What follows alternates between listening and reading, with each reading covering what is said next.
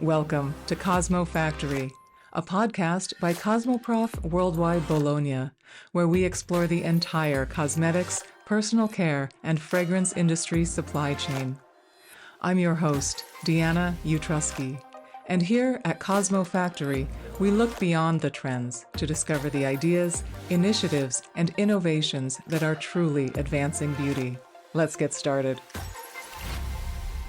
This episode is about fast-moving consumer goods and environmental sustainability.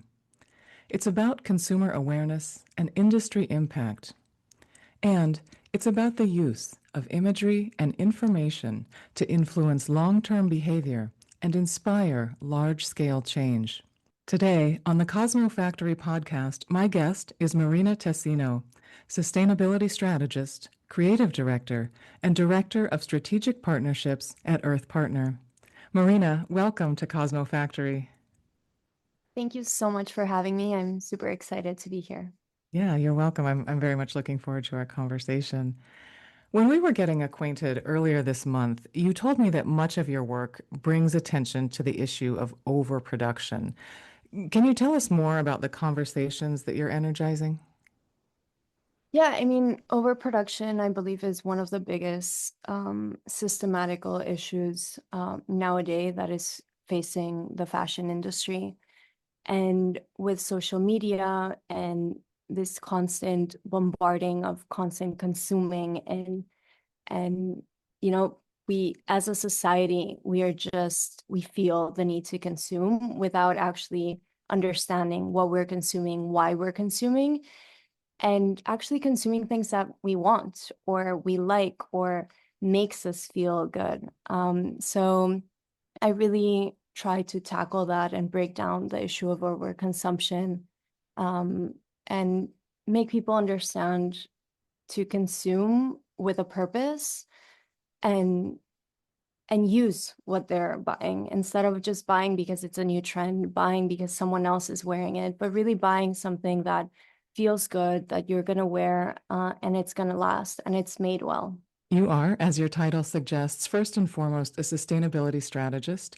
Your work informs decision making. You engage stakeholders at the global and regional level, such as the Ellen MacArthur Foundation, the United Nations, Greenpeace, many others.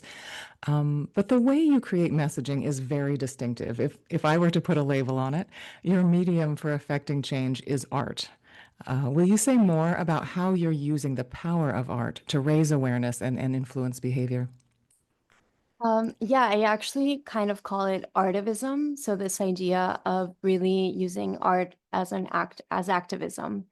And I remember when I started in the sustainability space, people saw activists as very aggressive and very negative.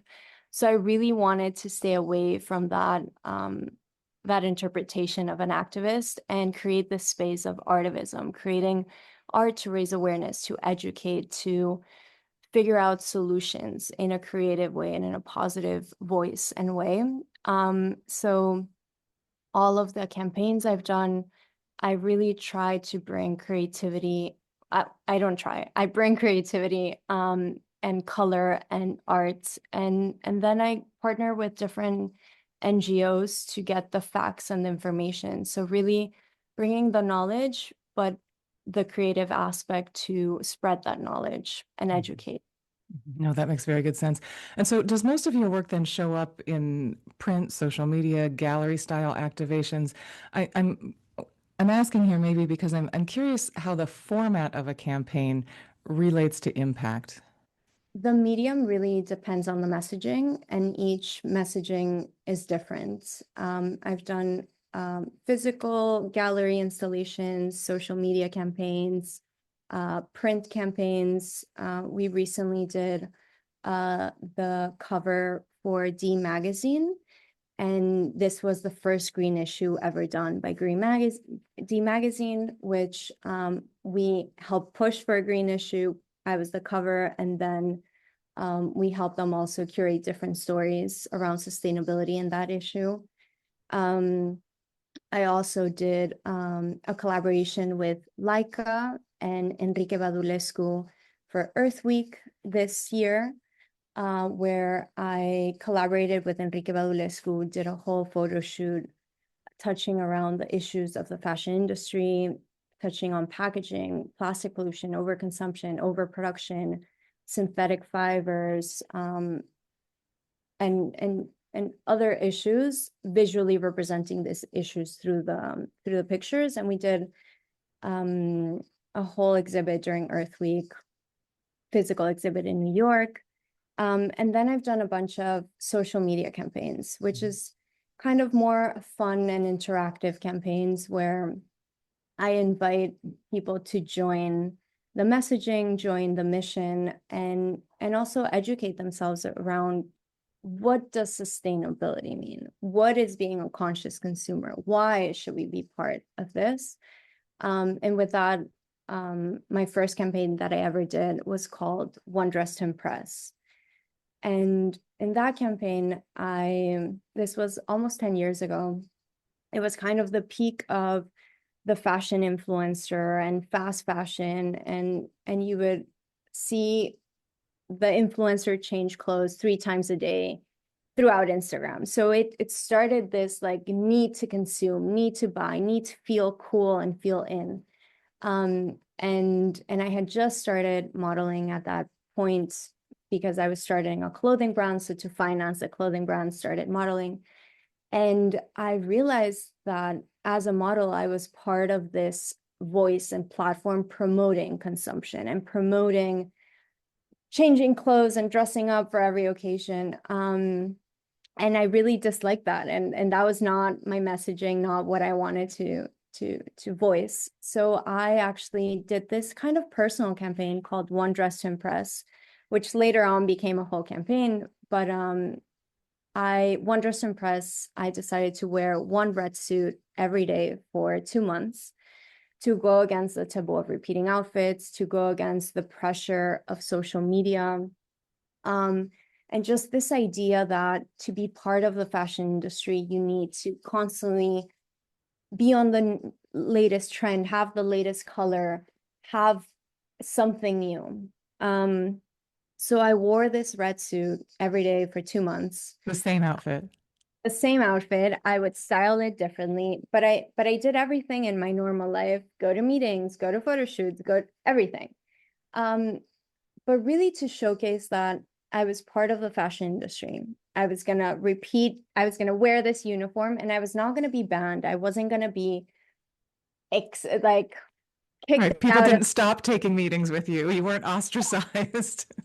yeah. And I really wanted to not only talk about something that I believe in, but actually walk the talk and showcase that it can be fun, it can be exciting, and it doesn't have, it's not, you can be a conscious consumer and still be in the fashion industry. Yeah, no, that's fantastic. It's clear that you're very thoughtful about the language of imagery, as you've just described. I would also say that you create imagery with language, perhaps in naming your campaigns or creating content. I'm wondering how you sort of identify or choose the words and photographs that will touch your audience. How do you, when you land on an idea, how do you know it's going to connect? I mean, in all of my campaigns, they're predominant with color. For me, like being able to do something with color already attracts attention, whatever it is, like people already draw to color. So for me, every campaign has a messaging, has an educational point, but it always has color.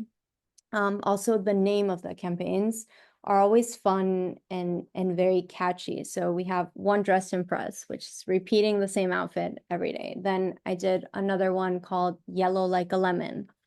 And I wore all yellow outfits for 2 months from different sustainable brands, secondary market, rental pieces, and borrowed pieces. Then I did We See Through, and that was a naked campaign to talk about microplastics in the ocean. So it really is kind of finding the issue that I want to talk about, having the solution, because all of the campaigns that I do, I don't want to like doom and gloom and talk about an issue that there's no solution to.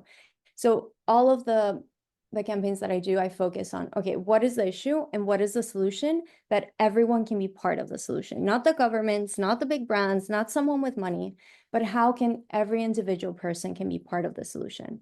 So having those in each campaign is really important.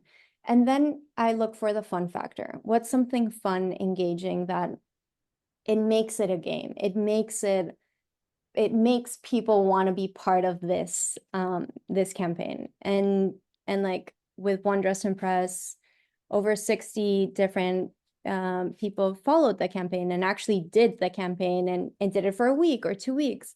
Yellow Like a Lemon, the same. So they're fun ways of, we see through also. I had a bunch of naked people posting about and raising awareness around microplastics.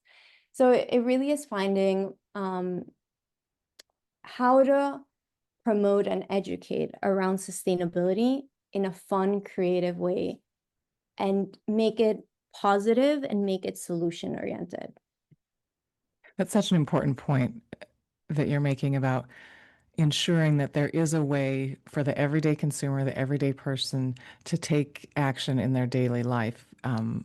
When you settle on a campaign or a concept, that makes very good sense. There's an expression in business, if you can't measure it, you can't improve it. I'm curious how you and your partners actually gauge the impact of a project. I mean, are you confident that you're helping fashion and other industries become more sustainable? I mean, for me, just someone doing any of the activations is an impact because every time you teach someone something, they're going to bring it to their community. And for me, that's the most rewarding of any of these campaigns that I've done. I mean, I get a bunch of students in universities writing essays around sustainability and wanting to interview me. Um, I've I've been in a bunch of publications worldwide about my work in sustainability and fashion. Um, and it's about clicks and reach, but also press. But the most rewarding is really having young people and kids wanting to be part of this of these activations and these campaigns. And I've had a bunch of interns throughout the years, and they're just excited to like, yay, I'm like doing something helpful and educational, but at the same very creative. um so I don't know, and everyone can measure it differently. I really love just someone just doing my campaign Yes. and asking to intern with me or asking to collaborate, and just being excited about a different way to promote sustainability. No, that's excellent. So we have talked quite a lot about the fashion industry during our conversation, and fashion is certainly an adjacent industry to cosmetics and personal care, where our listeners are working. Um, and there are definitely parallel challenges as well in terms of sustainability. We often talk about the beauty industry as very fast paced. There's a lot of innovation. There's constant newness. Certainly, the same sort of expectation, to sort of keep up with what's new for consumers. You mentioned plastic waste earlier in our conversation. That's just as much a concern in the cosmetics industry as it is in fashion. I'm wondering, is there any reason that and I'm going to try to borrow your word, artivism, that this art activism wouldn't work as effectively in beauty as you're using it in the fashion space? Are there, I guess, how can we do what you're doing, and is there a reason we can't? I mean, I definitely don't think there's a reason you can't. At the end of the day, I studied marketing, fashion marketing and communications. It's all marketing, communications, just being creative, understanding what do you want to talk about. That's the most like important, like, because what I do with all my activations and campaigns, it's focused on one issue. There's so many issues going around, but we need to pinpoint what do we want to focus on and how can we talk about that issue. A lot of brands, when they communicate about their sustainability initiatives, they just want to focus on 20 million things at the same time and nothing gets across. And that is, what creates a problem. Like, focus, okay, you're doing all this, but how are we breaking down this information and how are we touching each point in a way that the consumer understands it, but also in a way that you're not greenwashing and you're not just saying sustainable ingredients, organic, whatever. Like, explain where these ingredients are coming, where the packaging is coming. So it's a combination of transparency and traceability, but also clear communication with what you want to communicate to the end consumer. No, that's perfect. Um, and maybe our listeners can already tell I'm very, curious and enchanted by your work. Maybe partly because I think of myself as a creative professional, in a sense as well. But I don't know if anyone would ask me, but if they did, I would personally say that your work has echoes of neo-conceptual art from the 1980s, the 1990s. My familiarity with art is very maybe US based, so I think of Jenny Holzer or Barbara Kruger. But I'm very curious, whose work does inspire yours? Do you look to the art world? Are there activists, advertisers? What's your inspiration? To be honest, for me, inspiration is really going to museums, traveling, meeting new people, going to artist studios, talking to people. There's not like one, like, people that inspire me. It's just like kind of living and breathing and going around and really always being surrounded by creative people. Because at the end of the day, I believe the art moves and talks any language. There's no barrier of language. And creative people always have solutions for anything and everything. So it's this combination of really being surrounded by creative people, but then being able to have access to really to scientists and people very educated that know the topic, that understand the topic, and they just don't know how to break it down to the common consumer to understand. So it's this in between of like being surrounded by amazing, super smart people and then just emerging in the creative industry. Yeah, yeah. No, that's so cool. Marina, I have to thank you for such an engaging conversation and for being a guest here on Cosmo Factory. Thank you so much. It was a pleasure being here. Thank you so much for listening. If you find the Cosmo Factory podcast useful, please take a moment to leave us a 5-star review and share your thoughts so even more cosmetic industry professionals can discover the Cosmo Factory. I'm Deanna Utrusky. Please join me again next Tuesday for a new episode of the Cosmo Factory podcast.